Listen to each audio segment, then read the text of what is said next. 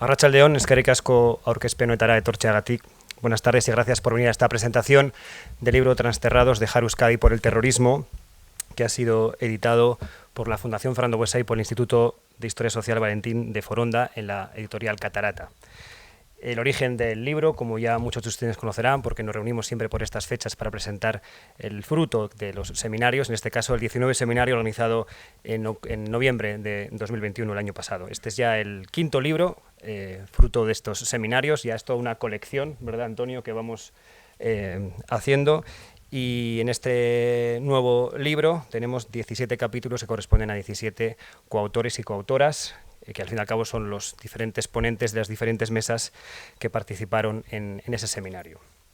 Agradecer a cada uno de los coautores. Hoy tenemos a una de ellas, a Paloma Díaz Mas, pero hay otros 16. Y también agradecer a Instituto de Historia Social Valentín de Foronda y a Catarata, porque hemos hecho un buen trío de trabajo que yo creo que se va consolidando, y este próximo año ya estamos intentando pergeñar el siguiente de los seminarios. El título de este libro es también el título del seminario, del 19 seminario. Transterrar, transterrados. Bueno, es una acepción, un término que aparece en la RAE. Tenemos aquí una miembro de la Real Academia de la Lengua, por lo tanto, transterrar es expulsar a alguien de un territorio, generalmente por motivos políticos. Es un término, bueno, que en algunos de los coautores del libro, pues bueno, tienen sus maneras de abordarlo, no todos están de acuerdo en este término, pero es un término interesante que nos lo ofreció, que nos lo brindó en el octubre de 2020 en la presentación del libro de la biografía de Fernando Buesa, José Antonio Zarzalejos, que a la sazón también es el que abre este libro.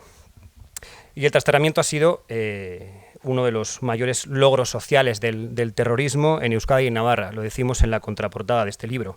La cifra de transterrados ha sido tan elevada y diversa que resulta imposible cuantificarlos, cuántos han sido. Pero de esto no va el libro, no va de cuántos, aunque es importante saberlo, va de quiénes, de cuándo, de por qué y de qué manera fueron expulsadas todas estas personas.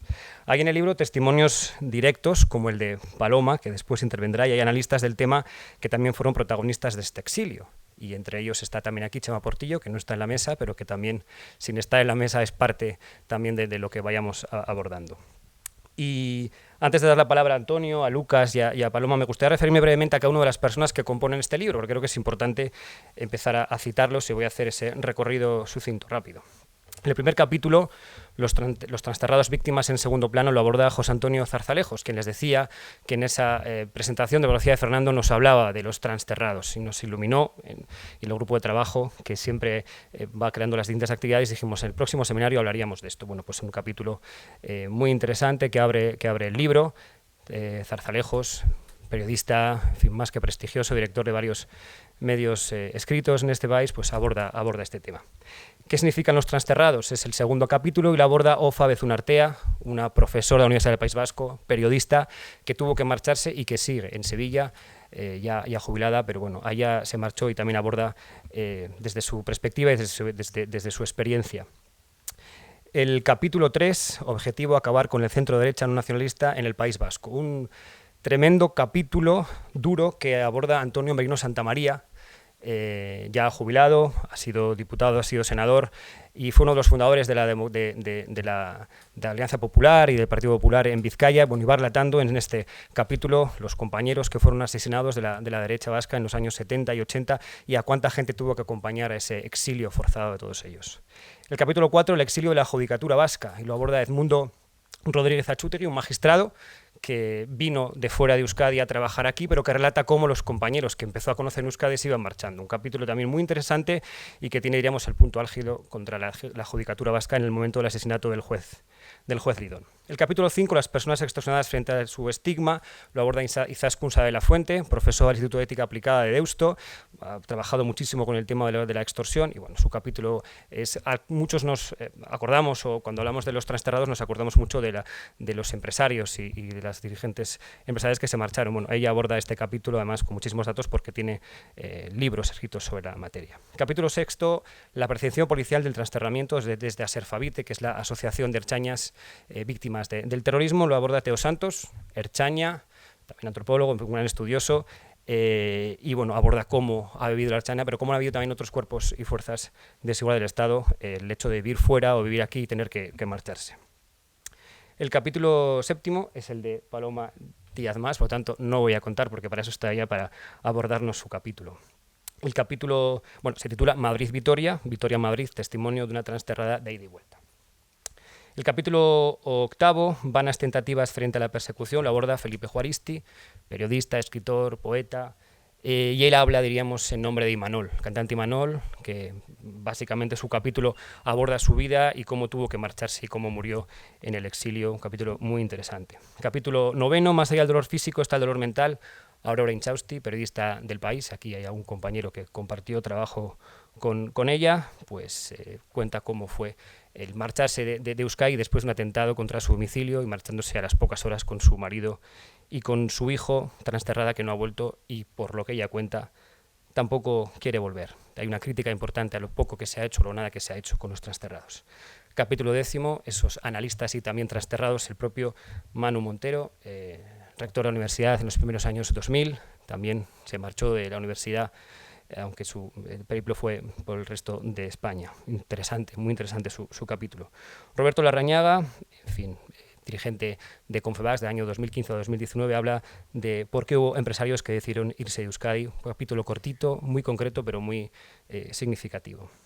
Igor Cazamarreño, historiador, discípulo de Antonio de la Universidad, aborda en el capítulo de Empresarios Vascos Transterrados en Andalucía, 1980-2010, un estudio muy en el terreno de dónde están o a dónde iban o dónde han permanecido los empresarios que se fueron a Andalucía.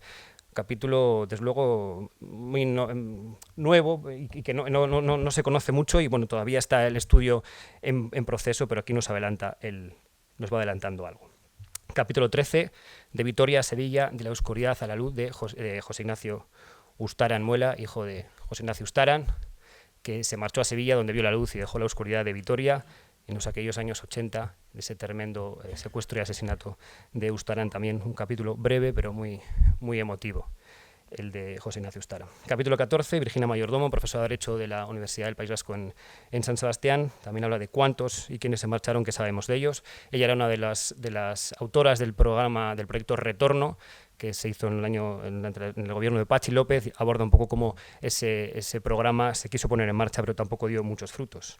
Y ya terminando, capítulo 15, Rafa Leonisio, politólogo, ya ha participado en varias ocasiones en nuestros seminarios, abordando esto del número, de cuántos. El exilio vasco provocado por ETA, ¿es posible una cuantificación? Pues bueno, por ahora no es posible, él lo aborda, da algunas ideas de cómo podríamos hacerlo. Y ya terminando, ETA y la libertad de escribir, un capítulo bonito, duro, de la libertad en la escritura, de Chema Portillo, que está hoy aquí con nosotros también, aunque no está en la mesa.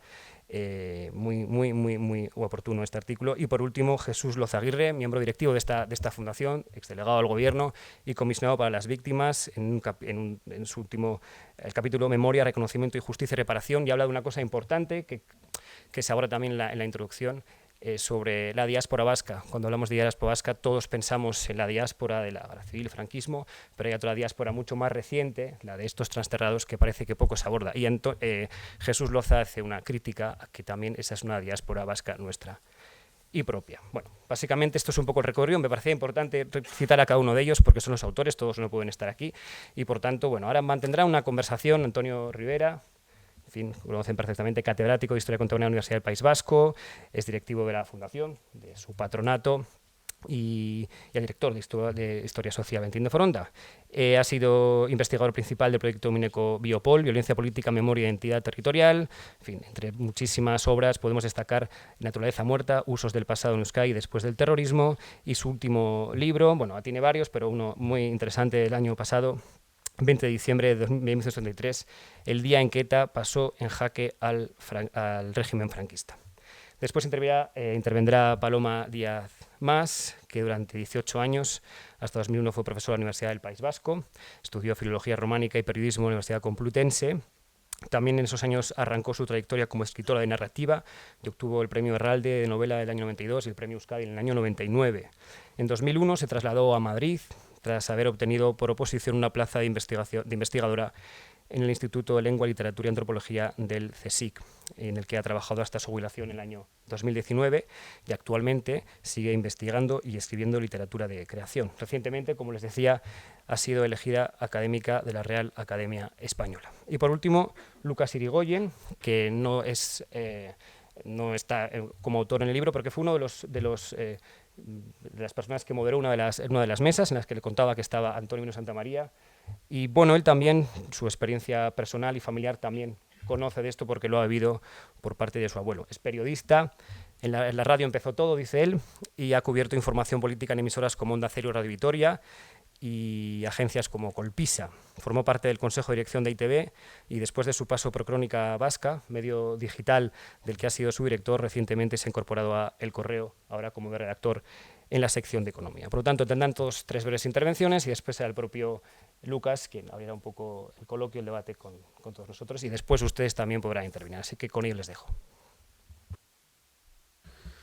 Arratsaldeon, buenas tardes y bienvenidos todos y todas, y bienvenido yo de nuevo a estos menesteres, ¿no? No sabría qué decir para arrancar y no me traía nada improvisado a los efectos antes de que nos modere la mesa nuestro invitado moderador para ello. Pero bueno, simplemente introducir una cuestión que me parece de interés, y es que este es un libro complicado porque fue una reunión complicada. Yo creo que, sin intención de ninguna jactancia, posiblemente sea la primera vez en que algunos abordan esta cuestión tan rara, que era tan rara que tuvimos que buscarle hasta un nombre que pudiera acomodarse a esto de que estamos hablando, ¿no? Como es lo de los transterrados, ¿no? Los transterrados son aquellos que tienen que dejar su país por una circunstancia ligada directa o indirectamente a la política, a la violencia que se ejerce en nombre de la política, habría que decirlo con más propiedad, pero que no van a un exilio, básicamente por 2 razones: porque no van a un espacio, a un nuevo territorio hostil, difícil, complicado, pero tampoco van porque haya una norma que haya establecido su expulsión del país, sino que de alguna forma eligen, con todas las comillas que ustedes quieran y deban ponerle, un destino que normalmente es amigable. La palabra trasterrados la inventaron los exilados republicanos españoles que fueron a México, sin duda el lugar que mejor acogió, y además que mejor acogió a los académicos, ¿no? Formaban parte de una élite en ese sentido, para reconocer de alguna forma cómo dejaban España, pero no se iban a sitio distinto, no se iban a un lugar que les fuera radicalmente diferente, complicado y, como digo, mucho menos hostil. Y que además lo hacían no porque en este caso el general Franco hubiera establecido una determinación para que fulano, mengano y zutano abandonaran el país, sino que se iban por una evaluación particular. Entendían que aquí corrían peligro y que por lo tanto tenían que marcharse, ¿no?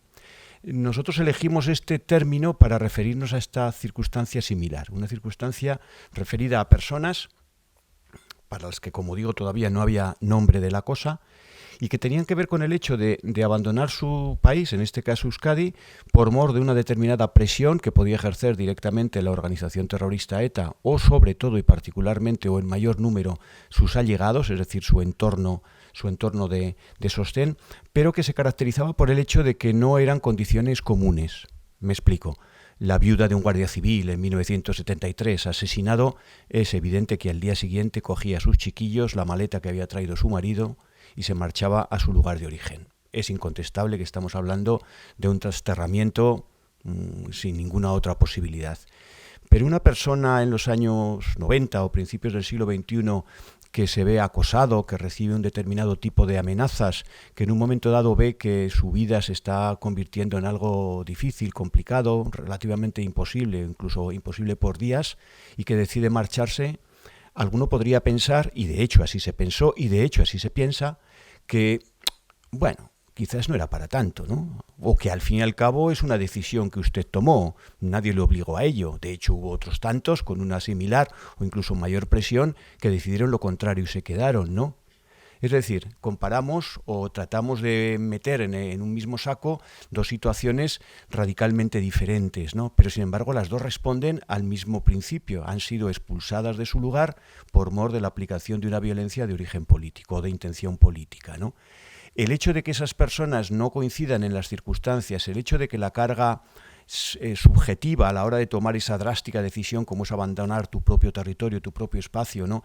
El hecho de que la determinación no sea común, igual para todos, significa que esas personas no se reconocen como pertenecientes a un mismo cuerpo social. Y en la medida que no se reconozcan como un mismo cuerpo social, no se constituyen como un agente social, y si no lo hacen, si no hay agente social, no hay llamada, no hay exigencia a la sociedad para que interprete y entienda que tiene un problema, que tiene que responder a la situación de unas personas, muchas o pocas las que sean.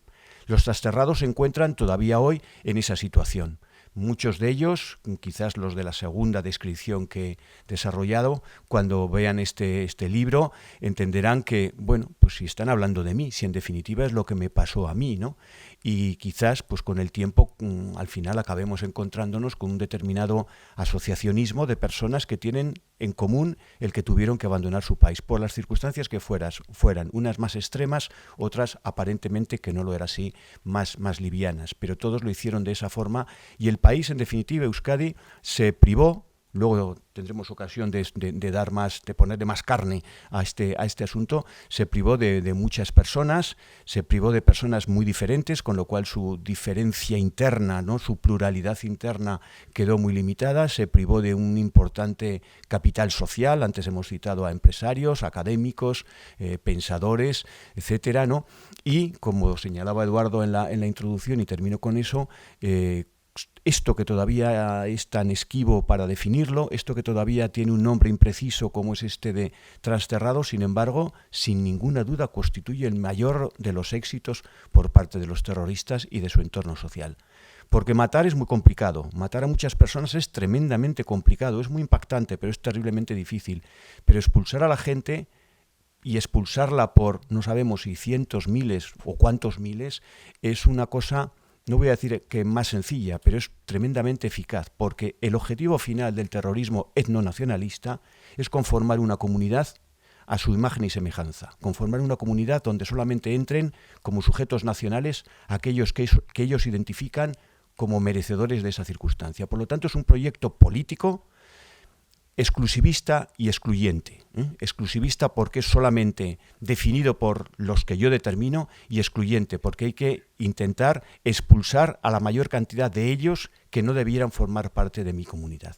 Este es el objetivo de un terrorismo de esta naturaleza como el que hemos sufrido aquí durante tantos años. Y esto que nos parece en ocasiones una circunstancia tan pasajera, sin embargo, como les digo, fue su mayor trofeo. Por eso es importante que lo reconozcamos como tal y que eso nos invite primero a la reflexión, y si después de la reflexión puede haber alguna consecuencia de orden político, social, institucional, pues miel sobre hojuelas, y aquella reunión que tuvimos en noviembre del año pasado y el libro que constituye el fruto de la misma, pues creo que habrán servido sin ninguna duda para algo. Pero de eso seguiremos hablando luego. Bien, pues ante todo, muchas gracias por haberme invitado primero a las jornadas que hubo en noviembre y ahora a estar en esta mesa. Me piden que hable sobre todo en mi contribución, pero lo primero que necesito es situarla en el contexto del libro. Es decir, como ha resumido Eduardo Mateo hablando de las distintas contribuciones, se ve, en primer lugar, que es un libro que quizá por primera vez trata este tema, pero desde múltiples perspectivas, porque los testimonios son muy diversos. Hay desde un ertzaina hasta un político, hasta varios profesores de universidad, y hay también una cosa que quizá no se resalta suficientemente, pero está el tema también de los niños trasterrados, porque por ejemplo el testimonio de Ustaran lo que cuenta, claro, desde la perspectiva de adulto ya, pero lo que cuenta es cómo se convirtió en un niño trasterrado tras el secuestro y asesinato de su padre.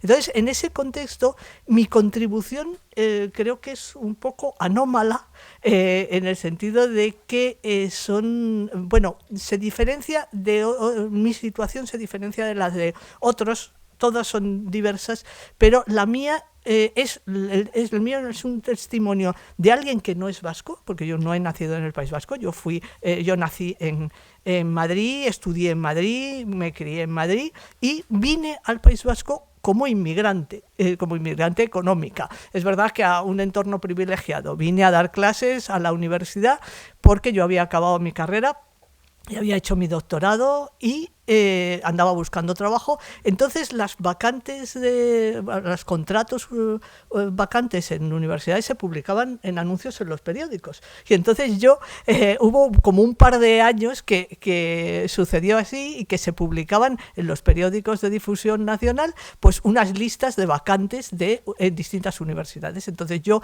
envié mi currículum a distintas universidades y me llamaron, de la primera que me llamaron fue de la Universidad del País Vasco y luego, pocos días después, me llamaron de la Universidad de Cádiz, pero yo ya estaba aquí.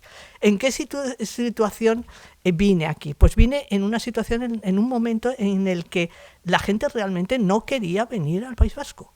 Es decir, a mí cuando yo les contaba a mis amigos, a mis compañeros que me venía a Vitoria, me decían, pero estás loca, pero con lo que hay allí. Y todavía recuerdo como un par de años antes, mi madre, viuda reciente, y mis hermanos y yo habíamos estado unos días veraneando en Santander y me acuerdo de mi madre comentando, hay que ver qué bonito es esto del norte y lo que dicen que es muy bonito es el País Vasco, pero claro, ya nos hemos quedado sin conocerlo, porque ¿quién va ahí? Con lo peligroso que es. Es decir, estábamos hablando de, a lo mejor esto sucedía en 1981. Esa era la imagen que tenía el País Vasco fuera del País Vasco. Entonces yo me vine aquí y lo cierto es que me encontré con un entorno muy acogedor. Para empezar, la Universidad del País Vasco en ese momento, la facultad, que ahora es la Facultad de Letras y que entonces se llamaba de Filología, Geografía e Historia, era una facultad nueva. Justo el año que yo llegué, que fue en 1983, había salido ese año la primera promoción de licenciados. Entonces, eso significaba que tampoco había una cantera de antiguos alumnos para poder convertirse en profesores de la universidad, y la mayoría de los jóvenes profesores que estábamos aquí éramos jóvenes y de todas partes de España. Es decir, éramos compañeros pues de Galicia, de Cataluña, de distintos lugares de Castilla, de Valencia, yo era de Madrid, otra gente también. Y este grupo de profesores, naturalmente también había algunos profesores que eran vascos, pero este grupo mayoritariamente de gente venida de fuera fuimos los que iniciamos o impulsamos el desarrollo de, por lo menos de nuestra facultad. No sé si en otras facultades sería así. Y la consolidación del campus de Álava, que es lo que yo conozco. Entonces, durante 18 años yo estuve viviendo aquí muy a gusto, estuve muy integrada, tanto en el ambiente profesional como en el ambiente profesional y familiar, etcétera. Y entonces, ¿por qué en un momento determinado, en 2001, decido marcharme? Pues eso tuvo que ver con algo que se señala en alguna de las contribuciones, varias de hecho de las contribuciones, el cambio que supuso en el ambiente social la política ¿cómo se llamaba esto? La socialización del sufrimiento, que a partir del año 95. Fue una estrategia desarrollada con toda intención para crear malestar en la sociedad y para también expulsar a los que molestaban. Y en ese ambiente de socialización del sufrimiento realmente yo no fui una persona amenazada. Bueno, sí, me quemaron el coche, pero eso le pasaba a cualquier persona, quiero decir. Pero no recibí amenazas, no me sentí directamente objetivo, pero es que el objetivo éramos todos. Era una cosa que se decía muy frecuentemente, bueno, todos estamos en una lista, lo que pasa es que aspiras a no estar el primero. Entonces, eso creaba una sensación también de miedo, y el miedo es muy envilecedor en gran medida. O sea, yo admiro mucho a las personas que en esa situación hicieron frente a la situación, se aferraron a lo que era su tierra y dieron la cara y se jugaron la vida y a veces la perdieron. Pero no todos éramos tan valientes. Y el sentirse cobarde es muy desagradable. volví a sentir un poco la misma sensación que tenía en algunos momentos de mi primera juventud. Yo estudié la carrera cuando todavía vivía Franco, es decir, yo empecé mis estudios universitarios en la Universidad Complutense en 1971 y los acabé en 1976, eso quiere decir que era justo el último año de carrera, fue cuando se murió Franco.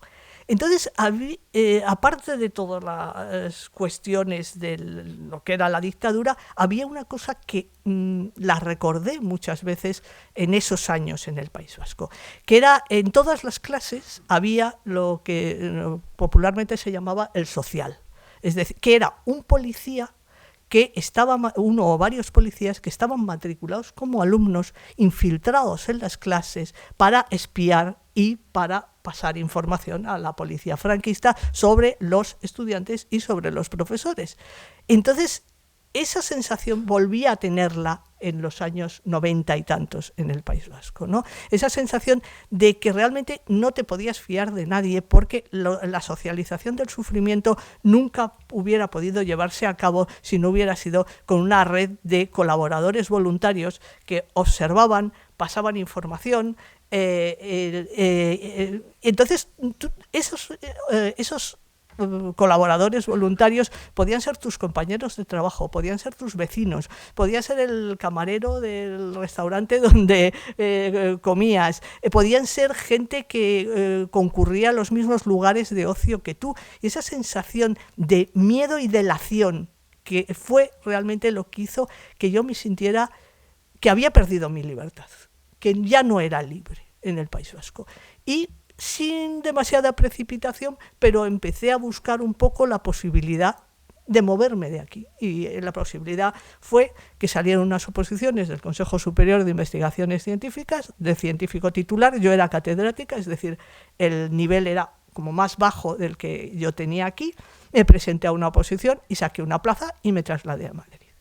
Es decir, fue una decisión, es algo de a lo que ha aludido Antonio Rivera, que es eso de decir, bueno, tú te marchaste, fue una elección tuya, pero yo estaba perfectamente integrada y si me hubiera encontrado perfectamente a gusto, pues no hubiera tomado esa elección. Entonces luego pude desarrollar mi carrera profesional en Madrid, en el Consejo Superior de Investigaciones Científicas. Además yo tenía familia en Madrid, seguía teniendo, etcétera. Pero es un caso un tanto anómalo, precisamente el mío, porque es el de alguien que no es vasca de nacimiento, que vino al País Vasco, que se integró y que en un momento determinado se encontró tan incómoda y con su libertad tan coartada que decidió marcharse. Y luego he vuelto, porque además yo tengo muy buenos recuerdos de aquí, tengo buenos amigos, y he vuelto cuando ya me he jubilado, cuando ya toda la situación había cambiado. Pero es un caso de trasterramiento que probablemente hay más de los que parece. De hecho, algunos alumnos míos, y eso lo digo en mi contribución, yo sé que cuando acabaron la carrera no se molestaron en buscar trabajo en el País Vasco. Enseguida lo que se plantearon fue irse fuera. Y eso también es una sangría de gente vasca formada en el País Vasco que en un momento determinado dijo, yo no me quiero quedar aquí, sin hacer ningún anuncio y sin, dar ninguna publicidad al asunto. Simplemente se fueron, pues porque, qué casualidad, encontraron trabajo donde lo habían buscado, que no era en el País Vasco. Entonces, ese es un poco el resumen de mi contribución. Yo voy a contar poco porque tengo gente que me acompaña que es mucho más interesante que lo que pueda decir yo. Pero sí hay una cosa que me gustaría recordar cuando en noviembre se hicieron las diferentes mesas, que me fijé mucho en el nombre de Transterrados y en el esfuerzo por parte de la Fundación por buscar un nombre, en visibilizar una realidad. Hay un escritor, y que es periodista primero, como muchos escritores, son periodistas primero, luego escriben, que se llama Sergio del Molino, y que en uno de sus episodios vitales más importantes, que es cuando muere un hijo suyo pequeño de 2 años por una leucemia, dice: no encuentro nombre para decir qué es un padre sin hijo. Sí sé lo que es un huérfano, sé lo que es un viudo, pero yo me he quedado sin hijo, no hay un nombre. y entonces escribe un libro que se llama La Hora Violeta. Y en ese libro trata de construir la importancia de dar un nombre. Dice, yo hasta que no ponga un nombre a lo que yo soy, no voy a poder superar mi duelo, porque esto es un duelo.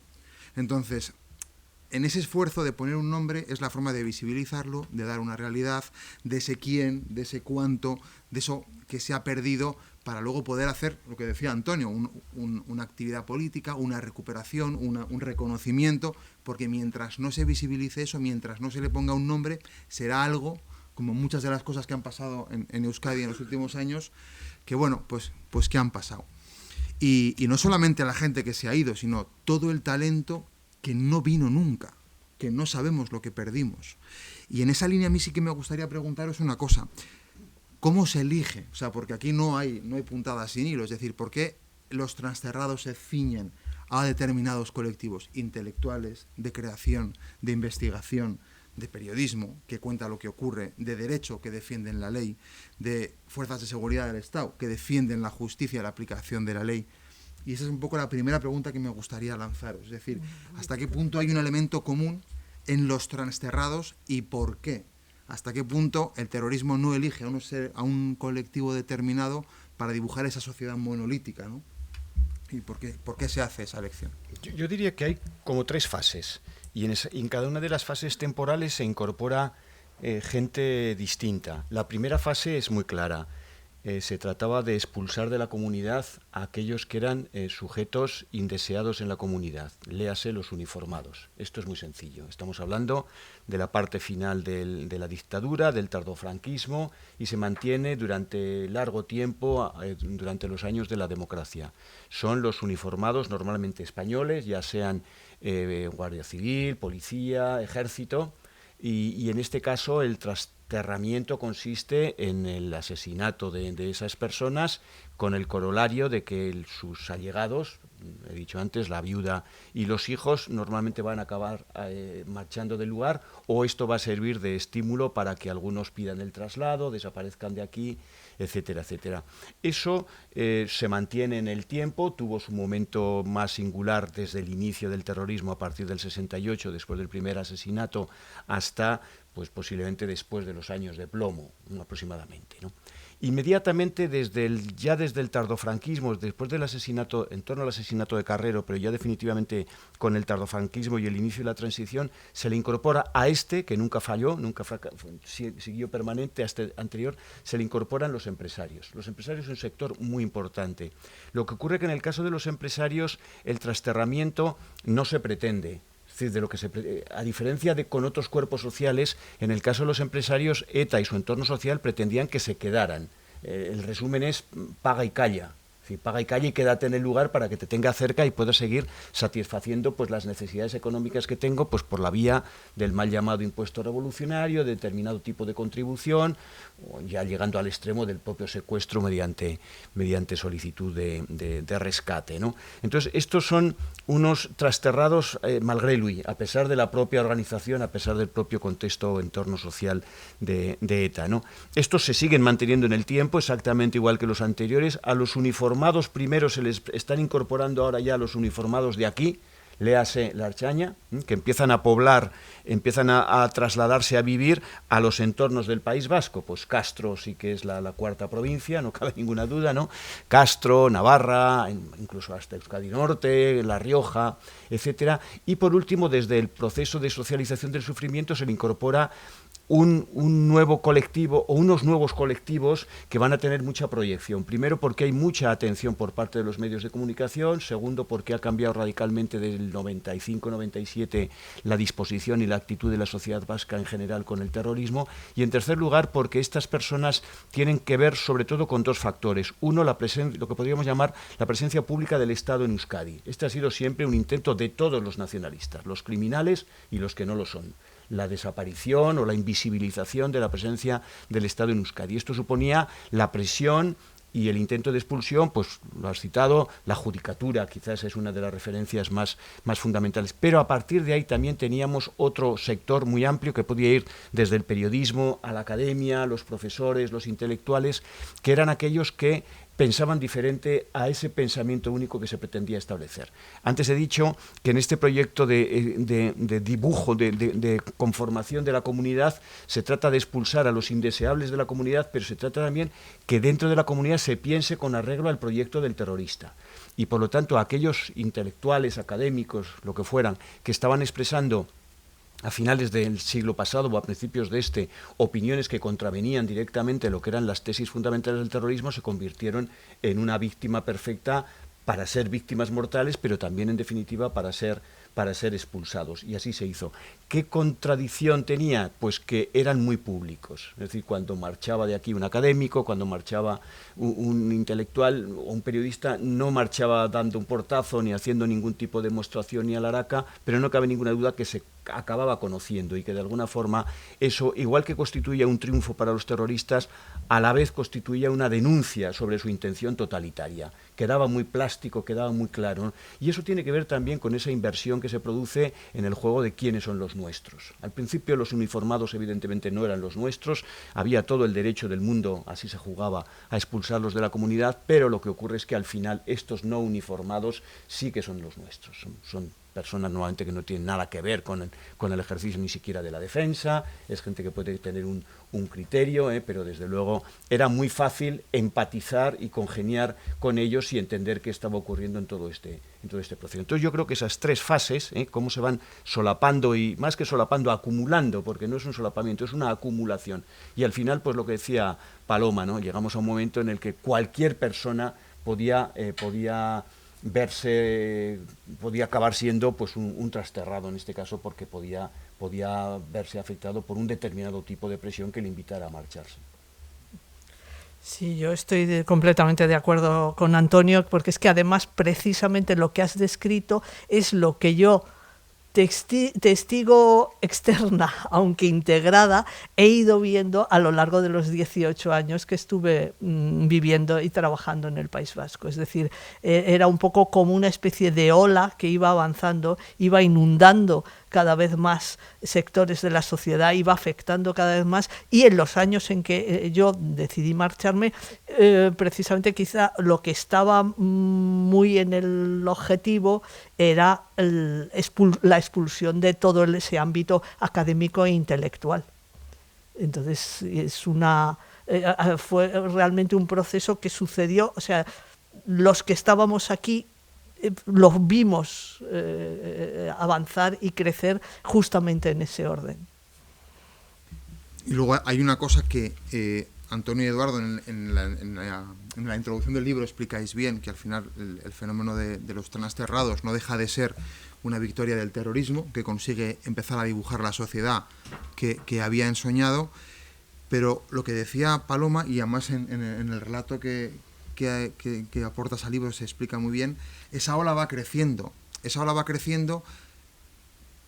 imposible que esa sensación de autocensura, de no sentirme libre, de no voy a decir esto porque me pueden mirar, porque en clase igual hay un alumno de Casla Berchaleak que informa, o un compañero, esa ola no puede crecer si no hay una complicidad en la sociedad, es decir, si no hay mucha gente que o por cobardía o por complicidad silenciosa o por complicidad activa está trasladando. Es decir, ahí se genera una especie de statu quo que permite que eso crezca y que hace que perdamos un poco esa decencia, ¿no? O sea, Euskadi dejó de ser decente porque había 6 personas de Gesto por la Paz en muchas manifestaciones y muchos no estábamos, yo el primero, o sea, yo estaba absolutamente en contra, evidentemente, de la violencia terrorista, pero nos costó mucho dar ese paso.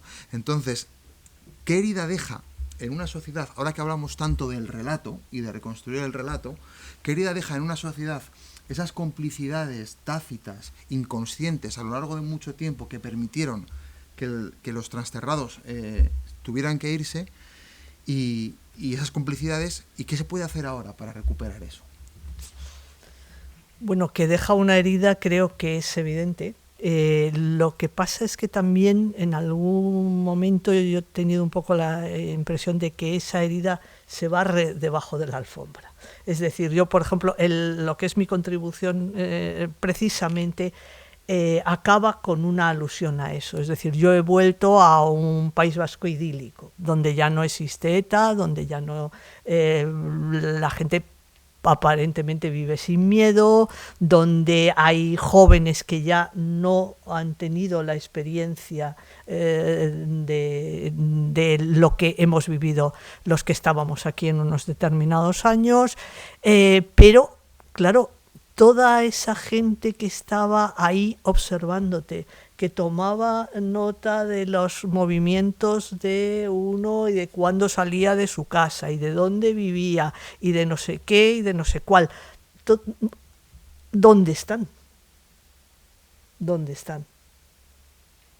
Pues la última frase de mi contribución es anónimos e impunes.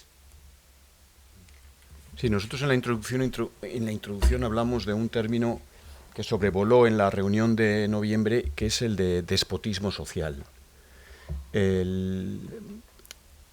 Puede haber un intento por parte, normalmente esto han sido los estados los que de una manera autoritaria o en ocasiones dictatorial se han encargado de definir el carácter de sus componentes, de quiénes tienen que ser sus nacionales, vamos a decirlo así, ¿no?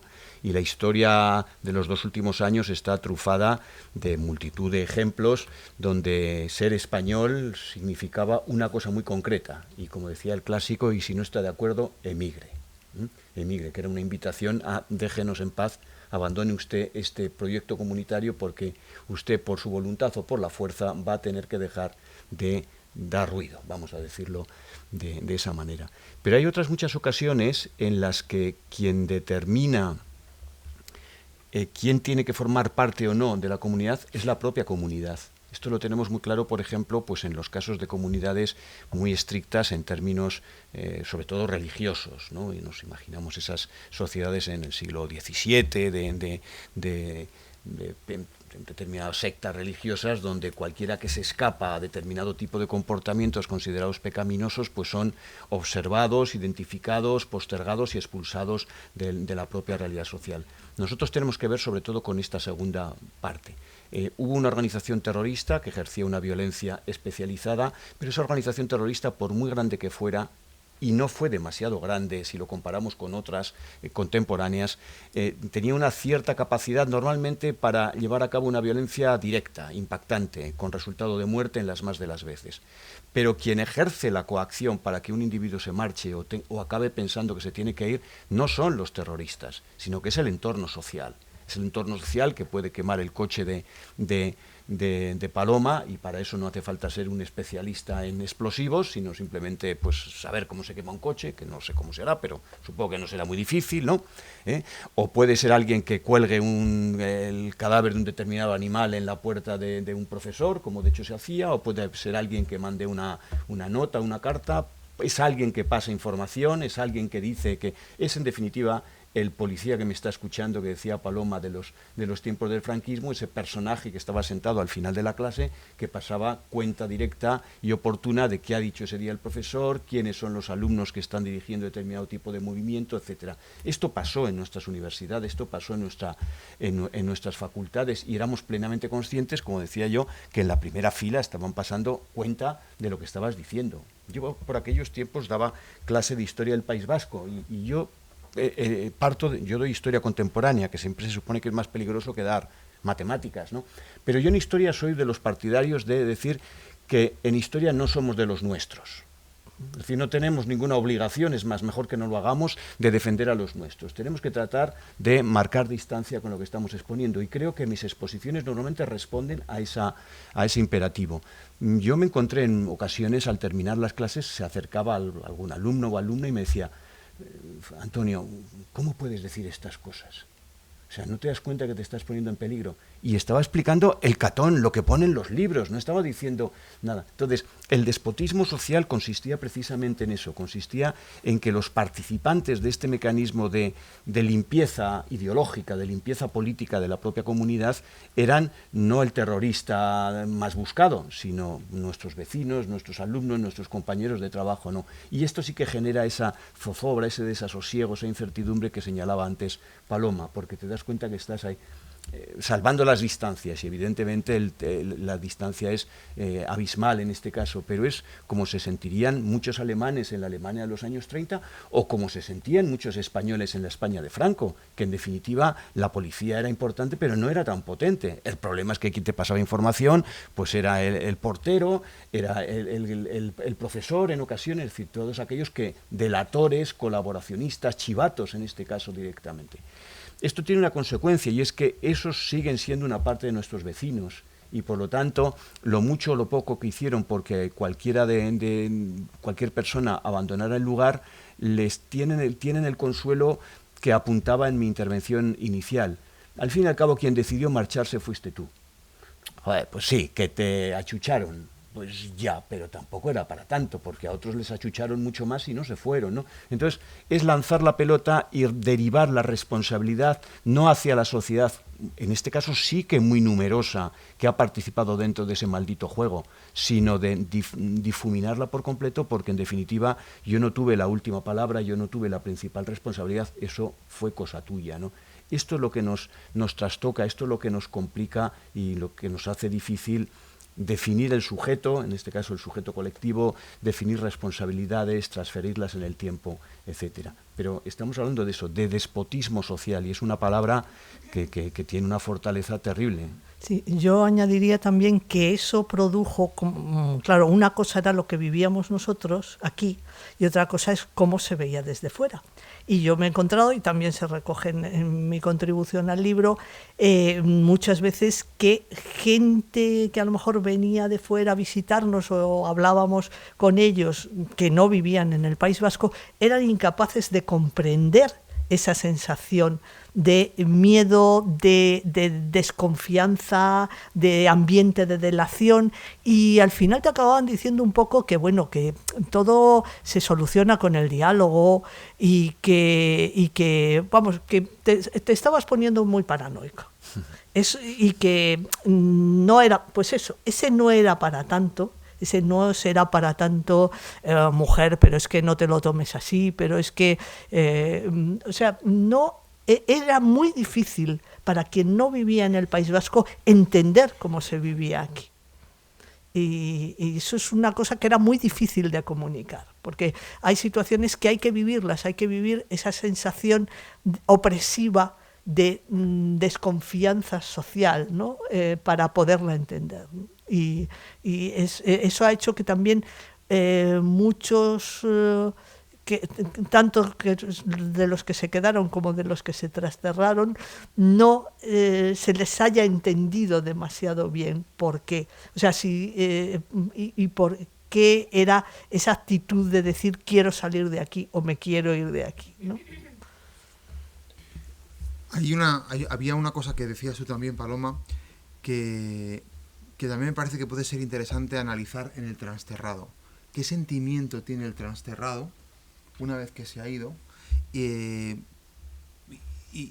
si puede aparecer en algún momento, te lo pregunto, Paloma, con total, o sea, de claridad, es como cierta derrota. Joder, me han ganado, me tuve que ir.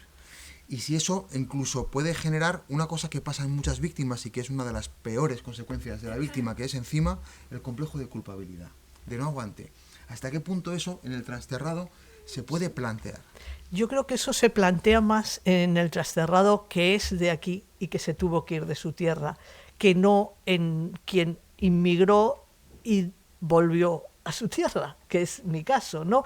Es decir, yo sentimiento de culpa por volver a mi tierra sí que me daba, digamos, pena mis compañeros que se quedaban, ¿no? Y preocupación por ellos, ¿no? Y también una gran admiración por los que habían sido capaces de aguantar incluso jugándose la vida. Eso sí. Pero en mi caso, claro, es que es muy distinto, no es lo mismo. Yo no dejé mi tierra, yo dejé la tierra a la que había venido a trabajar y en la que estaba bien integrada. Y ahí me parece que hay una diferencia. Yo, por ejemplo, no tenía aquí a mis padres, no tenía aquí a mis hermanos, ellos estaban más bien en Madrid. Entonces, no, el sentimiento no es exactamente ese. Ese sentimiento de derrota yo no lo he tenido, pero claro, es que yo creo que de los testimonios, de los 16 testimonios del libro, yo soy la única que no soy vasca y que, por tanto, no dejé mi tierra. Dejé una tierra que yo estimaba mucho y en la que había sido muy feliz y en la que había hecho muy buenas, no solo amistades, buenos compañeros, y en la que había tenido, pues yo creo que tuve más de 2000 alumnos en los 18 años que estuve aquí. Unos alumnos con los que siempre me llevé muy bien y con los que nunca tuve problemas, ¿eh?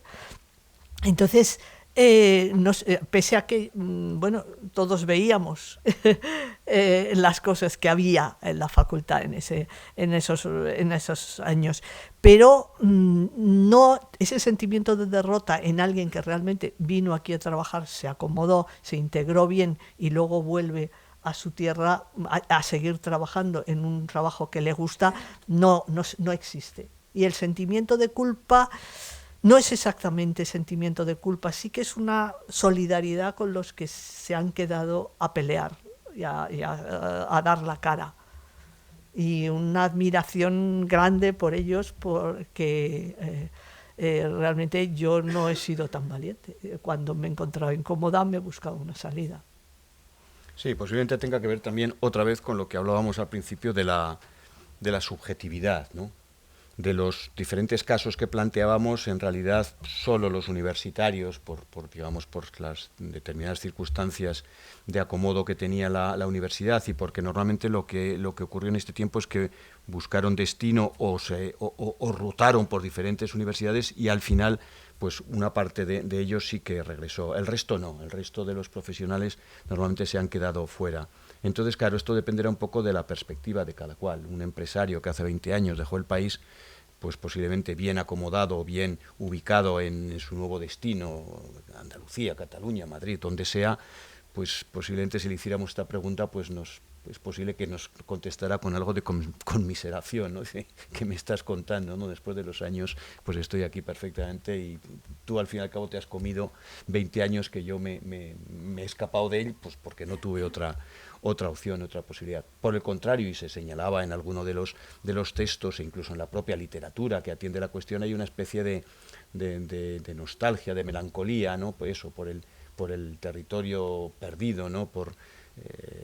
Hace unos meses presentábamos una novela aquí de Vicente Carrión, donde precisamente pues la protagonista había tenido que marchar no era precisamente una trasterrada, ¿no? Pero bueno, sí que algo parecido, había tenido que marchar a Granada y tenía allí que parecía el stand de Fitur de San Sebastián, ¿no? Porque tenía todo plagado de carteles su casa, ¿no? Bueno, pues hay actitudes distintas. Cuando intervino Ustaran, por ejemplo, pues dijo que era la primera vez que volvía, o se marchó de aquí siendo niño y era la primera vez que volvía, ¿no? Entonces, claro, ¿qué se te ha perdido? Donde viste que no te querían, donde bueno, pues al final hay un recuerdo pues que tiene que ver, pues es eso, con lo de siempre, ¿no? Los paisajes, a veces las personas, algunas emociones, algunos recuerdos, pero pues en la vida de las personas hay muchas vidas dentro, hay muchas posibilidades para tener varias vidas, claro.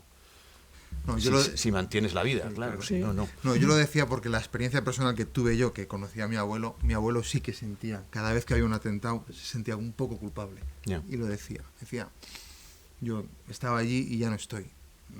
Bueno, pues cada uno, lo que tú decías también, la subjetividad de las circunstancias. Nuestra Chema Portillo, que además es uno de los autores y otro profesor universitario de excelencia internacional, que a mí sí me gustaría que aportaras también algo, además del, no sé si el micrófono, sobre todo por la perspectiva que te ha dado el estar en tantos sitios, Chema, porque... Hola, pues muy buenas tardes y nada, estaba encantado escuchando las reflexiones desde la mesa porque me parecen muy interesantes para mí, personalmente, porque creo que Eduardo estará de acuerdo que están añadiendo cosas además de lo que viene en el libro, ¿no? de reflexiones que yo, vamos, si esto tendrá, supongo que una precuela, ¿no? En algún momento, o haréis una serie o algo, bueno, pues habría que introducirlas. Yo cuando estuvimos en las jornadas de noviembre ya advertí que soy malísimo ejemplo, muy malo. Yo sí soy vasco de origen en el sentido que solemos utilizar esta expresión, Paloma, ahora ya verás que no tanto en otro sentido.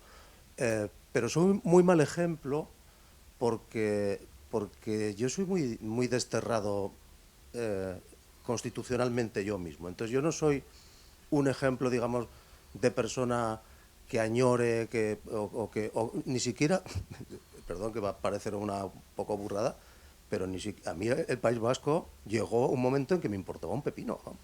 Ni mirabas las noticias, ni me interesaba. Bueno, es verdad que yo estaba viviendo en lugares donde pasaban, me preguntabas ahora, Lucas, cosas muy interesantes. Entonces hubo un momento en que ya desconecté y claro que reflexionaba sobre aquello. ¿Por qué desconecto? Pues yo, Paloma, tápate los oídos porque lo que voy a decir para una académica de la lengua va a sonar No rarísimo. te preocupes, no me voy a asustar. Yo es que nunca he considerado que yo soy vasco o soy español o soy mexicano. Considero que yo estoy vasco, estoy español o estoy mexicano, ¿no? Sí. Entonces yo estuve vasco, claro que estuve vasco, pero dejé de estarlo, empujado por estas circunstancias, por todo lo que habéis hablado, pero dejé de estar vasco y empecé a estar otras cosas. Empecé a estar, por ejemplo, muy mexicano.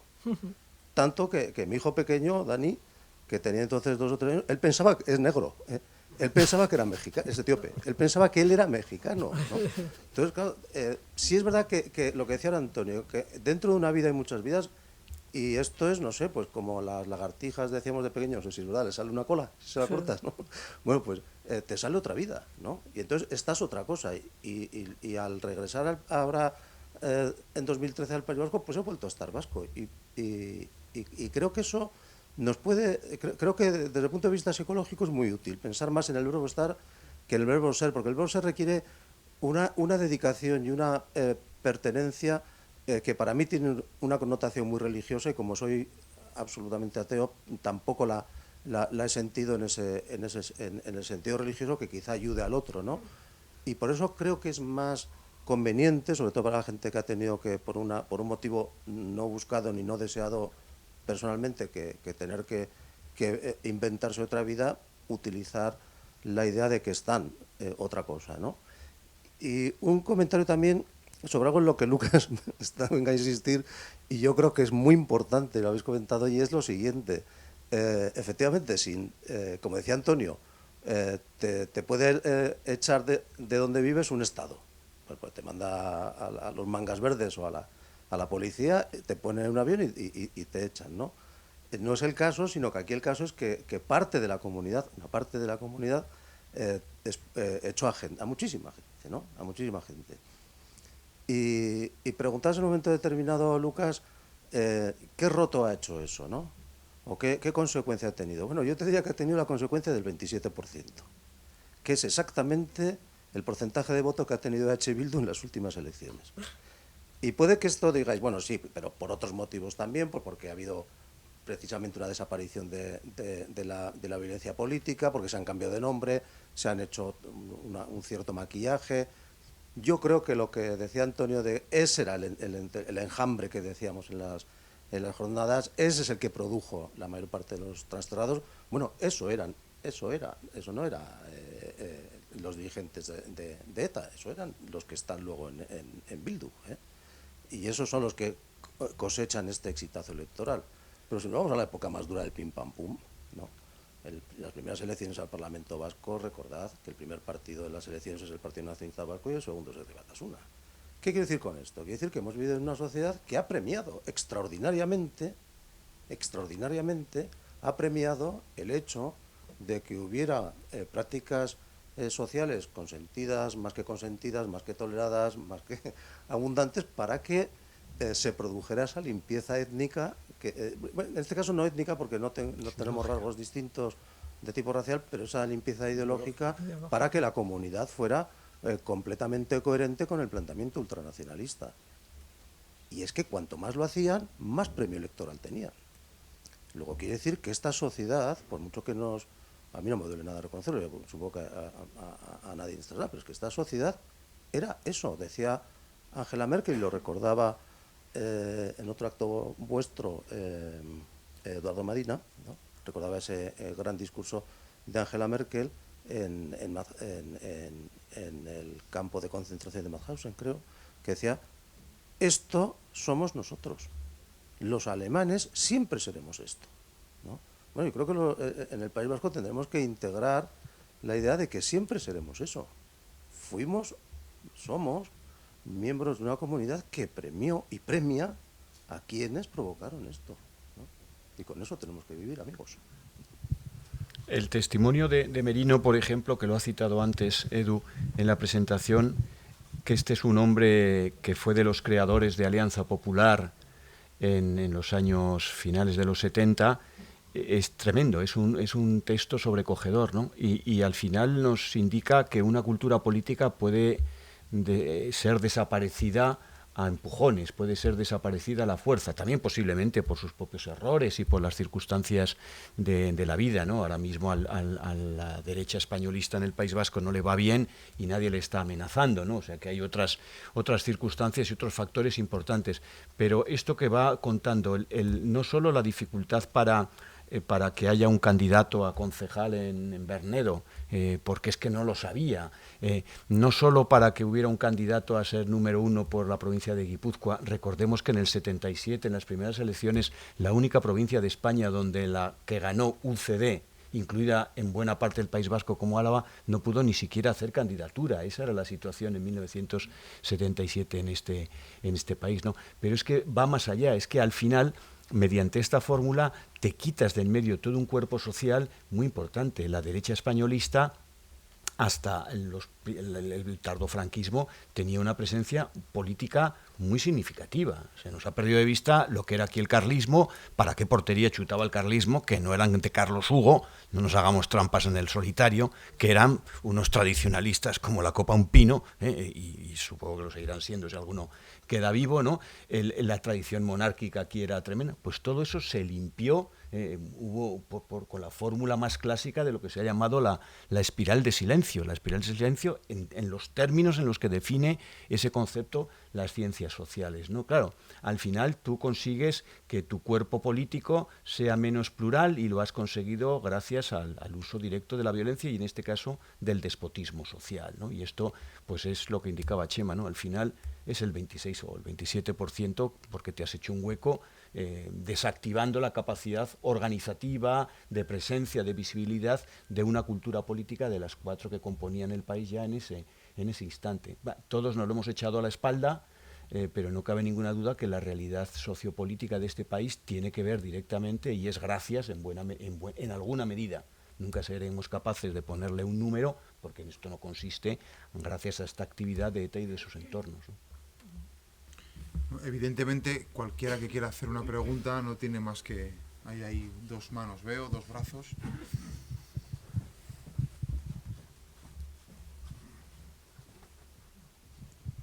Bueno, voy a ver si cuento en un minuto mi relato, el número 18, como periodista que lleva 38 años ejerciendo el periodismo en Euskadi, con micrófonos en los que pone E de España. Y os voy a contar mi experiencia en la carrera, en la Facultad de Ciencias de la Información de Lejona, actualmente Leioa, donde ha hablado Paloma precisamente de un social que estaba en tiempos del franquismo vigilando lo que pasaba en clase. Nosotros teníamos 2 en la Facultad de Ciencias de la Información. En mi clase, y habrá muchos compañeros que lo recuerden, había 2 comisarios políticos. Uno representaba la ideología del PNV y acabó siendo jefe de prensa de Ibarretxe, y el otro era un editor muy mayor que representaba la ideología de HB. Teníamos 2 comisarios a falta de uno. Y lo dice alguien que, como Chema Portillo, como madrileño, gaditano, castellano y vasco, también estoy vasco, también estoy madrileño, también estoy castellano y también estoy gaditano. Gracias a todos por vuestras ideas y por vuestra valentía. No, fue jefe de prensa de Atucha, no de Ibarretxe, ¿no? No. Pues entonces estamos pensando cada uno en uno. Pero había varios. Igual tenías la clase llena de ellos. Iban Luego te cuento yo el otro que estaba pensando. Hola, buenas. Nada, Javier Rugarte, y más una pregunta a la mesa que habéis reflexionado al respecto. haciendo referencia a un colectivo que seguro que lo tenéis en la cabeza, pero que no lo habéis mencionado, y es el colectivo de los profesionales de la política, que tienen una cuota añadida de representatividad, y cuando son agredidos o atacados, de alguna manera, hay una población muy numerosa que se siente también expulsada o, en este caso, trasterrada. Y seguramente habrá, lo pongo sobre la mesa para la reflexión de vosotros, habrá también un trastierro o unos trasterrados interiores, probablemente, ¿no?, que han sido expulsados de las calles, de sus amistades, de sus vecinos, etcétera, y han tenido que esconderse de alguna manera en casa, en las sedes, o han tenido que salir los fines de semana fuera a pasear, etcétera, y que es un colectivo probablemente muy numeroso y que tampoco en fin, que forma parte de esa multitud que ha podido sentirse de alguna manera oprimida con el fenómeno ETA, etcétera, ¿no? Lo pongo sobre la mesa para que lo comentéis vosotros mismos. Sí, la primera de las cuestiones remitía a esto que indicaba, ¿no?, de la desaparición real, vamos, y casi por completo del centro derecha españolista o de la derecha españolista a partir de la transición, y que se mantuvo así pues hasta principios de los 90, ¿no? Principios o bastante avanzados los 90, ¿no? Y no solo eso, sino que incluso esa actividad contra ese cuerpo político, cuando digo cuerpo político podía ser un concejal de pueblo o el candidato al Endacari, ¿no?, en este caso pues de la UCD, de Alianza Popular, luego del Partido Popular, etcétera, y esto acabó llegando incluso a los propios socialistas, ¿no? Pensamos en concejales, dirigentes tanto de los partidos de la derecha como de la izquierda españolista, que acabaron pues siendo asesinados, ¿no? Y la otra cuestión que introduces es pues realmente muy interesante, porque nos lleva directamente a la cuestión de la dificultad de establecer una línea de distinción en las cosas, ¿no? Tú acabas de señalar el exilio interior, ¿no? Aquí hay dos términos. Uno, si no está de acuerdo, emigre, que es la invitación a la expulsión, y dos, lo que alguien llamó en un momento dado los alemanes en Mallorca, ¿no? Aquellos ciudadanos que asumen implícita o explícitamente que no están llamados a representar a otros ciudadanos, a tener determinadas responsabilidades en el cuerpo social, a tener determinado tipo de dignidades, ni siquiera de aspirar a ellas. ¿Quiere usted ser decano de su facultad? Hace poco Chema Portillo hacía una broma al respecto, ahora que nadie quiere ser decano de la facultad, porque ya no es timbre de ninguna gloria, por lo visto, dice, bueno, joder, pues ¿y cómo me lo dicen a mí? ¿Y lo del euskera dónde queda? ¿No? Es decir, determinado tipo de cosas aparecen como acreditativo social en un momento dado, y esto puede acabar haciendo que mucha gente se sienta tremendamente incómoda en su propio lugar, y en lugar de optar por marchar, pues lo que hacen es, pues te callas y renuncias a ser un ciudadano a todos los efectos, y te conviertes de hecho en un ciudadano de segunda, donde vas dejando pasar, ¿no? Pero claro, el territorio de esto es realmente complejo, porque claro, esto supondría pensar que cuando las sociedades se transforman, y las sociedades se transforman también no por la violencia, sino se transforman por sí misma, por definición, el hecho de que te trastoquen el ecosistema cultural o sociocultural en el que vivías, eso te da derecho a convertirte o a considerarte una víctima, y eso no es así. Es decir, puede haber personas que entiendan que el País Vasco que ellos vivían en 1976 no tiene nada que ver con el que ven en 1996 o el que ven en 2016. Y esa circunstancia de alguna manera les ha expulsado de una participación plena en su comunidad, le han cambiado el escenario. Y entonces se siente víctima. Y entonces incluso si tiene la oportunidad puede poner tierra de por medio. Puede hacerlo. Pero posiblemente no podríamos decir que es un trasterrado. Es decir, tiene que haber un componente de coacción, de violencia, de necesidad, por decirlo de alguna manera, para que estemos hablando de lo que hablamos, porque si no, hablamos de un totum revolutum muy complicado, ¿no? Pero claro, ¿quién pone la raya? ¿Quién establece la raya? ¿Quién establece el límite? De ahí la dificultad de que estas muchas personas se constituyan en cuerpo social, se constituyan en un agente colectivo, porque las coincidencias son al final, pero entre medio lo que determina la decisión, ahí las consecuencias no son, perdón, las coincidencias no son tales, porque el componente subjetivo que decíamos al principio juega un papel determinante y radical, ¿no? Y entonces esto pues nos lo complica todo enormemente. Entonces, claro, tendríamos que hacer como diversas clasificaciones, pero a sabiendas que la clasificación solamente se correspondería con un individuo concreto después de analizado poco menos que al microscopio. Evidentemente, habría algunos trasterrados indiscutibles, donde la violencia es insoportable, imposible, y en el otro extremo estarían personas que se dan cuenta de que aquí pues van a vivir con una infelicidad que pone en cuestión su propia existencia. Este último o esta última es una víctima o es un trasterrado si toma finalmente esa decisión. Pues si decimos que sí, nos lo estamos cargando todo porque estamos dibujando un cuerpo social tan genérico y tan masivo que no tiene ninguna eficacia. Y si decimos que no, cualquiera de ustedes o cualquiera que no está en la sala puede levantar la mano y decir, les voy a contar mi caso. Y claro, ¿dónde pones la raya, ¿no? De ahí la complejidad de lo que estamos hablando, claro.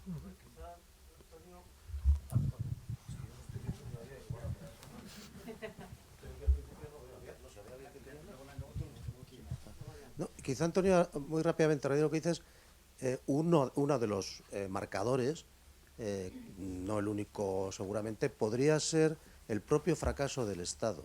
Es decir, en el caso que yo conozco más directamente, que es el mío, pero también el de gentes cercanas de la universidad, como el caso de Jon Juaristi u otros compañeros, sí se produce un momento en que el Estado de alguna manera reconoce que no puede proteger tu libertad y tu vida, ¿no? Y entonces recibes, claro, la forma de reconocerlo es que el propio Estado te invita a que te vayas, ¿no? Es mejor que desaparezcas un tiempo y tal. Quizás ese marcador, entre otros, podría ser útil para establecer esa línea que dices tú. Sí, pero el evapórese, que era la palabra, ¿no? Que creo que dijeron algunos, ¿no? Evapórese, ¿no? Y serviría también, pues por ejemplo, para personas a los que los perfiles lingüísticos les han impedido desarrollar su capacidad profesional. Ese es un territorio complicado. Es complicado porque los perfiles lingüísticos no vienen determinados por la presión terrorista, sino vienen determinados por la propia transformación de la sociedad y además con una reiteración constante de una sociedad que vota a esos partidos que precisamente quieren hacer eso e intensificarlo cada vez más, ¿no? Entonces, sí es cierto, tú lo has apuntado antes, que determinados partidos recogen el beneficio de su propia brutalidad, ¿no? Y al final aquí hay una pregunta y una respuesta que son muy, muy incómodos, ¿no? Que se suele hacer en las ciencias sociales. ¿Es eficaz el terrorismo? ¿Es eficaz para sus objetivos políticos el terrorismo? En la presentación que estamos haciendo hoy habría que decir que sí. En otras ocasiones no, o sea, que seamos, ha salido un bonito día, no lo vamos a estropear, ¿no? Pero desde luego en lo que hace a los trasterrados, en lo que hace a una relativa capacidad que tiene un grupo de esta naturaleza con sus añadidos para perfilar determinados caracteres hasta donde puede llegar, determinados caracteres de la propia configuración de la comunidad, sí que es muy eficaz. Yo creo que esto es bastante indiscutible. Y eso sí que es doliente, no para las personas que han tenido que poner tierra de por medio, sino para el conjunto social, porque te das cuenta de que lo que eres, lo eres gracias, entre otras cosas, al ejercicio de la violencia de un Estado que no fue capaz de defenderte y defendernos y defenderse a sí mismo, y de una sociedad que pues asumió esa inevitabilidad, ese mal menor, eso de mirar para otro lado, etcétera. Eso sí que es un poco duro, sí. Un poco duro, vamos. Bueno, yo quería plantearos, a los que estáis en la mesa, cuál ha sido el papel que ha podido jugar el gobierno vasco en este tema. Y me explico. ¿Hasta qué punto la sensación de los ciudadanos que no pensaban o que pensábamos de manera distinta no nos ha hecho sentirnos desamparados en ese ejercicio de autoritas, ¿no?, que debe tener un gobierno para proteger a sus ciudadanos por igual? Me explico. Yo he tenido la sensación de, poniendo que fuéramos una familia, ¿no?, cuando entre hermanos pues uno ejerce violencia sobre el otro, es la autoridad del padre el que debe de proteger al débil o al agredido del otro y ejercer una autoridad limitativa en su acción del que actúa mal, ¿no? Mi sensación, quería ver cómo lo veis vosotros, es que ha habido muchos años en que nos hemos sentido desamparados, desautoritas. Es decir, que el hijo preferido o el hijo con quien había comprensión era el hijo malo. Y eso es muy desalentador, ¿no?, para quien está en esa situación. No sé cómo lo veis los demás. Hombre, yo creo que hay una... No lo voy a descubrir yo esta tarde, ¿no? Hay una incapacidad casi ontológica en el nacionalismo vasco por entender la profundidad semántica del término pluralidad y pluralidad social y política. Y esto es muy característico del nacionalismo vasco, ¿eh? Todos los nacionalismos son muy parecidos, pero todos no se portan igual. Y en este caso, esto es un problema enorme por parte del nacionalismo vasco. Y entonces, cuando se plantea el asunto de la pluralidad social, piensan en que hay hombres y mujeres, piensan en que hay zurdos y diestros, lo piensan así, lo dicen, y las leyes están descritas de esta manera. Piensan que hay rubios, morenos, gente con ojos azules, verdes, yo qué sé, en fin. Piensan en la banalidad del hecho objetivo y natural de que las personas somos física, incluso intelectualmente diversas, pero eso no es la pluralidad política. La pluralidad política y la pluralidad social está definida hace un siglo por un tal Horace Kallen, que venía a plantear que son ese tipo de sociedades donde no hay una posición hegemónica de tal suerte que el discurso comunitario agrupe a la casi totalidad de los individuos. Léase, cualquier sociedad moderna es plural por definición. Y la intención y la necesidad de los poderes públicos es sostener y reforzar esa pluralidad, porque la riqueza social radica precisamente en esa pluralidad. Pero el problema es que el nacionalismo es homogeneísta. La voluntad final y política de todo tipo de nacionalismo es la homogeneidad. La del nacionalismo franquista españolista, la de nuestros nacionalismos vascos, los criminales y los que no lo son. Y entonces ahí viene el problema. Esto que está señalando Nati lo notamos muy bien en la época del cambio de siglos, ¿no? Cuando efectivamente hubo que decidir y la Ertzaintza lo que hacía era, acordémonos de la imagen aquella de poco menos que la detención de una de las hijas de José Ramón Recalde, cuando han intentado asesinar a su padre y va a enfrentarse a una manifestación a favor de los presos, y la Ertzaintza tiene que intervenir y poco menos que detenerla porque está alterando la libertad de expresión y el derecho a la manifestación que tenían los partidarios de matar a su padre. Es un disparate, o sea, es un disparate que ahora lo entendemos en el tiempo, lo podemos leer, pero hay una voluntad, hay una decisión clara de que la ley ampare al criminal. Y esto dicho así es muy duro, pero es que así funcionó todo este negocio, ¿no? Y entonces, claro, eso claro, sí que genera desasosiego y sobre todo Ibarretxe era muy incapaz en ello. Yo creo que ahora estamos un poquito más avanzados en ese sentido, no lo sé hasta qué punto, tampoco soy muy optimista y cada semana se encargan de que no lo seamos, ¿no? Pero sobre todo Ibarretxe yo creo que tuvo una incapacidad constitutiva, Ibarretxe y Arzallus, el difunto Arzallus también, una incapacidad constitutiva para entender en qué consistía la pluralidad. Y el resultado era ese. Lógicamente ellos defendían con el cuerpo del Estado vasco, en este caso, el Estado autonómico vasco, a los que eran como ellos, a los que eran de la comunidad, y los que eran como ellos eran los criminales.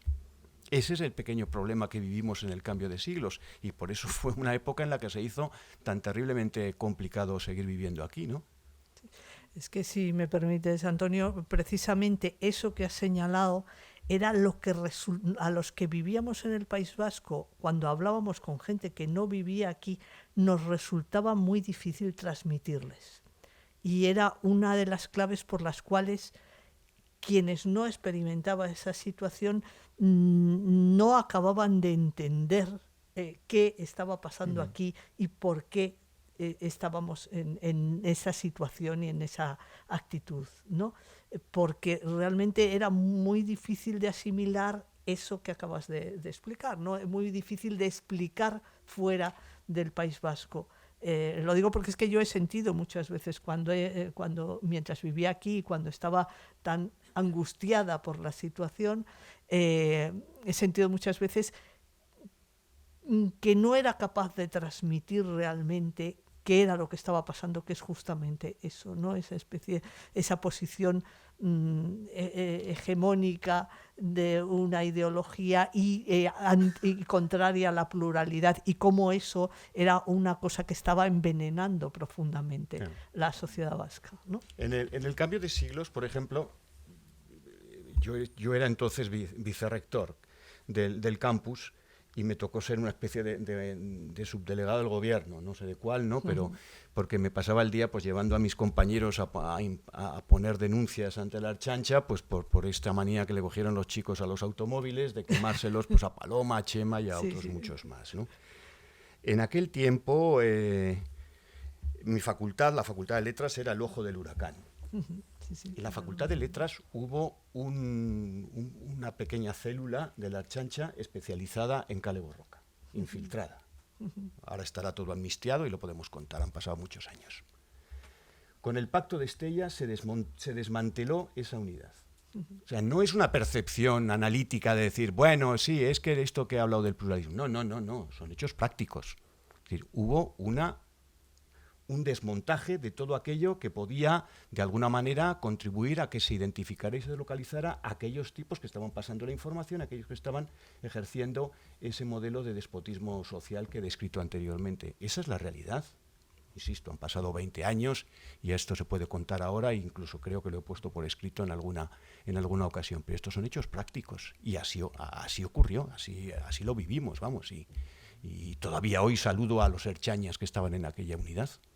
Vamos, quiero decir que viven todavía, que andan por la calle, aquí están, aquí en Vitoria, igual está uno en la sala, no lo sé. Y como eso, pues imagínense, un subdelegado del gobierno en provincias, imagínense cuando va subiendo el listón, pues la de cosas que se harían o se dejarían de hacer y cómo terminaron estas cosas, claro, en ocasiones. Luego también yo creo que en política es muy peligroso el sectarismo, y el sectarismo entendido como lo que decía Chema, el ser o el estar. Cuando es autoconstitutivo de lo que yo soy, el hecho de ser nacionalista o de ser así, es decir, no tener la libertad interior de cuestionarse a uno mismo. Pero cuando uno está enfadado, pero luego puede estar contento, luego puede estar triste, y eso forma parte del crecimiento, de la maduración intelectual. Sí, pero hay, Lucas, Chema hace una trampa. Ya no sé que hace una trampa, pero al final es imposible un nacionalismo si no es sobre la base del estar, claro, yo soy, y del ser, del ser, ontológicamente somos esto, claro. Luego cualquiera que plantee una alternativa a lo que somos está equivocado. Luego, siempre que alguien sea como yo, está alineado. Se puede equivocar, pero es que ha entendido lo que ontológicamente esencialmente somos. Pero no se puede ser algo contrario a la esencia. Sí. El problema es cuando entra ese matiz. La primera intención de cualquier nacionalismo, la primera, es determinar quién forma parte y quién no de la comunidad. Esto suena muy bestia, pero es así. Pero de todos, ¿eh? Dejemos el nacionalismo vasco, que le damos demasiada caña algunas tardes. El nacionalismo español. Cuando se constituye el Estado-Nación moderno en España, en las Cortes de Cádiz, con el permiso de Chema, el ejercicio de construcción nacional que se lleva a cabo en todas las viejas naciones, hay un aparato del Estado que se articula en definitiva para que en los actos formales e informales y en la rutina de cada una de las actuaciones del día, desde cuál es el mapa que tenemos detrás en la escuela, qué idioma estamos hablando, en qué idioma estamos enseñando, es decir, estamos insistiendo. ¿Por qué le ponemos el nombre de las calles? Yo siempre lo pongo esto de ejemplo en clase, ¿no? ¿Por qué las calles modernas tienen nombre de señores y señoras, normalmente de señores? ¿Y por qué las calles de los pueblos nunca tienen nombre de señores? En los pueblos las calles son la calle del Arroyo, la calle del Arrabal, la calle de la Cuesta Arriba, la calle de la Cuesta Abajo, la calle de San Miguel. Pero en las ciudades no, en las ciudades que le ponemos nombre no a las viejas calles. Las calles gremiales siguen siendo las gremiales. Pero a partir del ensanche del 19, cuando se construye el Estado-Nación, ¿qué nombres llevan las calles? Los prohombres del Estado-Nación que estamos construyendo. ¿Para qué? Para que por repetición nos demos cuenta de que esos son nuestros héroes nacionales. Nuestra calle principal se llamaba la calle Dato. El problema es que ahora nadie sabe quién era Dato, ¿no? en Bilbao le pusieron en la calle Sabino Arana un sitio donde se atascaban los coches cada mañana, y cuando tú te levantabas a la mañana decía, hay atasco en Sabino Arana, y todo el día era como un recordatorio del tal Sabino Arana. Ahora nadie sabe quién diablos es ese tal Sabino Arana. Lógicamente, la sociedad posmoderna se ha cargado todos estos trucos de construcción nacional, pero todos los nacionalismos tienen esa intención. Algunos lo hacen a petardos, otros lo hacen de una manera mucho más sutil, otros lo hacen con el aparato del Estado y otros lo hacen con el aparato de una parte de la comunidad que se instituye en un protoestado, que como pretende serlo, pues ejerce un determinado tipo de violencia, en este caso, pues ilegítima, ilegal, ¿no? Pero la intención es esa, determinar quién forma parte de la comunidad. Claro, por eso el ser y el estar, claro, se pueden manejar como lo hace Chema si eres un descreído, pero si no lo eres, ser para decidir, porque somos, no, porque fuimos, somos y seremos, o sea, las jaculatorias nacionales están llenas, España, una unidad de destino universal. ¿Han desentrañado alguna vez en qué consiste el término unidad de destino en lo universal? Es que es genial. Bueno, yo creo que no lo hemos pensado porque Forges hacía chistes con esto y hemos pensado que era una broma, pero es que lo dice así, unidad de destino en lo universal. ¿Sí? Te ha tocado aquí, es como un ovni, ¿no? Te ha tocado aquí y esta es tu unidad de destino en lo universal. Y tu vida tiene sentido en la medida en que se proyecta en la vida de otras personas a las que no conoces, por eso las naciones son comunidades imaginadas, y en ese sentido la razón de ser particular se desarrolla plenamente en la razón de ser del colectivo. Porque si lo hago individualmente, no tiene ningún sentido. Claro, bueno, esto son ya muchas profundidades para un día de calor, ¿no? Había por ahí alguna última pregunta, estamos ya ahí al fondo. Sí, buenas tardes.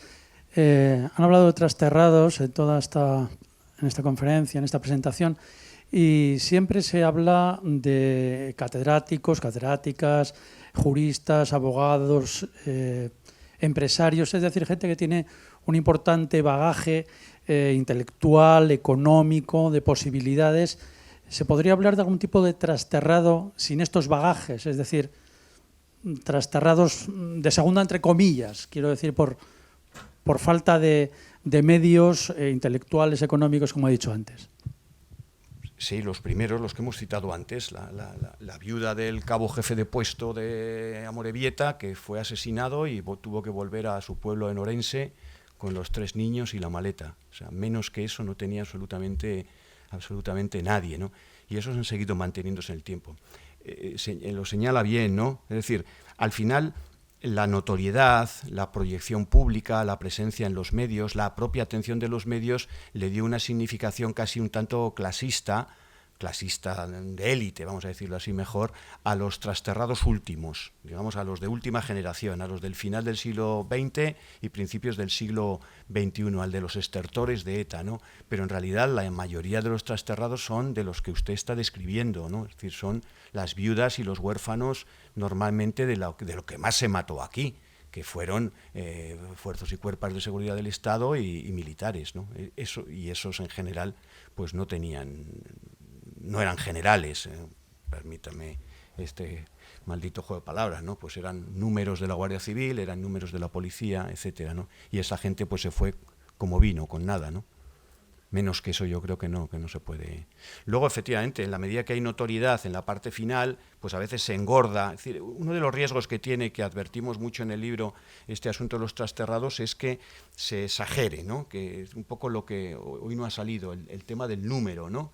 200.000. 200.000 es la 10ª parte de la población vasca. Cualquier fenómeno que afecte a la 10ª parte de la población vasca se ve sin pensarlo. Y sin embargo, si les preguntara a ustedes cuántas personas conocen ustedes directamente que dejaron el país, pues es muy difícil que conozcan, y ustedes son personas interesadas en la cuestión, etcétera, etcétera. Hay miles y miles de personas que no conocen absolutamente. Es decir, no hay 200.000 personas, es metafísicamente imposible que haya habido 200.000 trasterrados, y sin embargo en ocasiones en que se ha hablado de este tema, pues se ha hablado de esto, se ha hablado por ejemplo de la posibilidad de que tengan derecho al voto.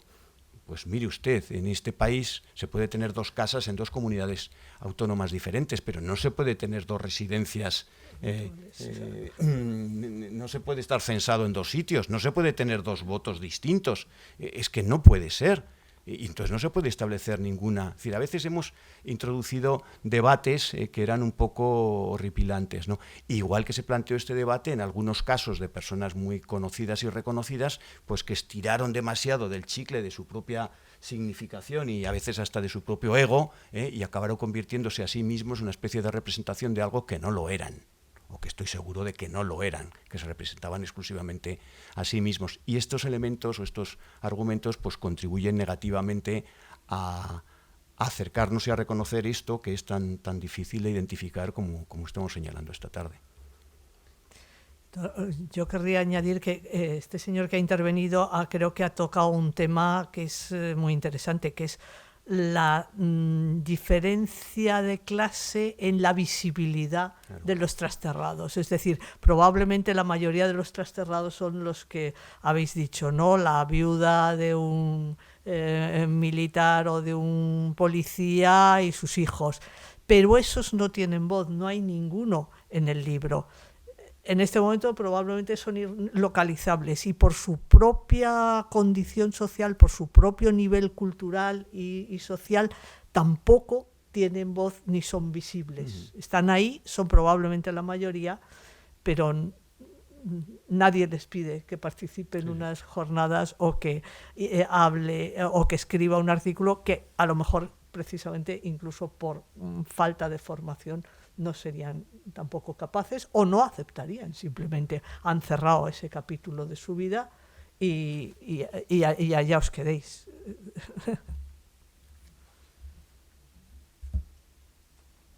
Pues yo creo que en esta fantástica tarde, que algunos se la han sacrificado por estar aquí, yo creo que ha merecido la pena estar aquí. Quiero dar las gracias a todos ustedes por estar aquí, de hecho a Paloma por una vez más estar con nosotros, Lucas por de nuevo moderar otra mesa y estar atento. Y Antonio, bueno, ¿qué te voy a decir? Bienvenido de nuevo a la vida activa, como tú bien has dicho al principio, yo no lo quería decir, pero tú lo has dicho, pues encantado de que vuelvas a la actividad y aquí seguiremos editando libros y haciendo más seminarios, ya estamos pensando en el siguiente. Así que muchísimas gracias. Un pequeño aviso, o bueno, una invitación, el próximo 9 de junio, aquí tendremos otra presentación de un libro de Joseba Ezeolaza, ETA, la memoria de los detalles, que estará acompañado por Marta Buesa, que también está por ahí. Entonces, bueno, ya y se informaremos a tiempo, pero bueno, les adelanto que será el 9 de junio aquí en esta sala, esta presentación del nuevo libro de Joseba Ezeolaza. Y sin más, a pasar buena tarde, queda un poco de tarde, se hace de día hasta tarde, o sea que se puede disfrutar. Muchas gracias. Pues muy bien. Muchas gracias.